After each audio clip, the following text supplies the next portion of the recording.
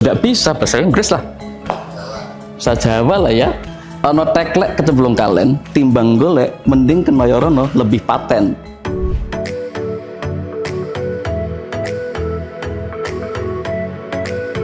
Halo sahabat Mayorono, perkenalkan saya Wawan Dwi Santosa, saya dari HR Business Partner. Dunia kerja kalau lihat data BPS ya, yang di 2025 triwulan pertama ini, angka tingkat pengangguran terbukanya kan sebenarnya turun tuh. Tapi kalau dari jumlah pengangguran totalnya, sebenarnya ada peningkatan sekitar 80.000 orang dari Februari 2024 sampai Februari 2025. Tapi ironisnya justru beberapa perusahaan yang saya tahu itu termasuk di perusahaan kami itu masih kekurangan. Jadi kita masih untuk cari kandidat-kandidat yang potensial itu masih cukup sulit kayak gitu. Jadi kita nggak ngerti ya apakah ini karena teman-teman mahasiswa yang baru lulus ini mereka lebih memilih untuk bekerja yang fleksibel, tidak terikat, atau kerja di pabrik atau corporate itu menjadi sesuatu yang nggak seksi, nggak menarik, nggak bisa dijual di sosial media misalnya kayak gitu. Menurut saya sebenarnya kalau dibilang nggak seksi juga enggak sih ya menurut saya, karena tinggal pintar-pintarnya kita milih company ya, milih perusahaan. Karena dari beberapa tahun yang lalu ketika ada fenomena milenial atau generasi Z kayak gitu, sebenarnya perusahaan-perusahaan ini sudah melakukan banyak transformasi. Banyak corporate yang sekarang dilihat dari situasi kerja lah, mereka sudah nggak kalah kayak gitu. Misalnya kita bandingkan dengan teman-teman di startup. Dengan melihat kondisi ini, apalagi kita lihat tadi ya dari data bahwa pengangguran kita masih cukup tinggi gitu ya dari tahun lalu sampai tahun ini. Yang pertama dicoba sih ya, maksudnya jangan membatasi diri atau menciptakan banyak barrier kayak gitu di dalam diri kita atau di pikiran kita bahwa aku nggak mau kerja ini, aku nggak mau kerja ini dan sebagainya gitu. Karena yang paling penting dunia kerja itu semuanya dari nol gitu.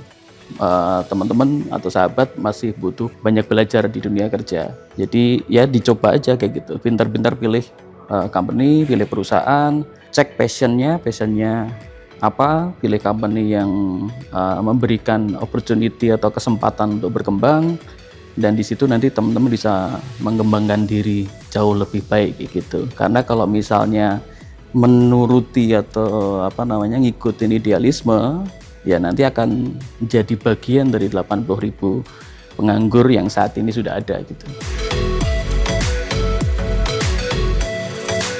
Yang pertama adalah masalah kemampuan analisa ya, maksudnya analytical thinking kayak gitu. Jadi thinking prosesnya bagaimana sahabat Mayorono ini ketika ada persoalan-persoalan itu bisa mencari root cause-nya seperti apa, atau nanti solusinya seperti apa gitu. Jadi itu sebenarnya tidak selalu dipersiapkan dari hal-hal yang besar, tapi hal-hal yang kecil lah. Ketika ada persoalan-persoalan di kampus misalnya, atau persoalan-persoalan di kehidupan sehari-hari, bagaimana cara sahabat Mayorono mencari satu solusi yang paling baik kayak gitu. Jadi di situ nanti soft skill-nya lebih mengarah ke inovasi sama kreativitasnya teruji di situ. Kalau soft skill yang paling penting juga adalah kemampuan bekerja sama dengan orang lain. Jadi itu di situ sudah mencakup kemampuan komunikasi yang efektif, juga kemampuan negosiasi, kemampuan beradaptasi dengan orang baru, lingkungan baru kayak gitu. Itu juga penting untuk dikuasai.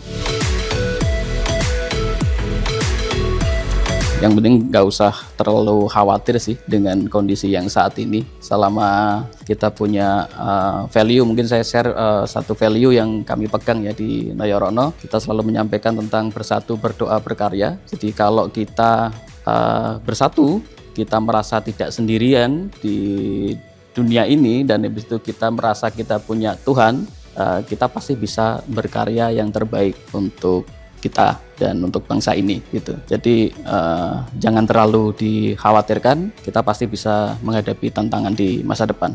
Let's grow together in one faith, sahabat Mayorono. Salam bersatu, berdoa, berkarya.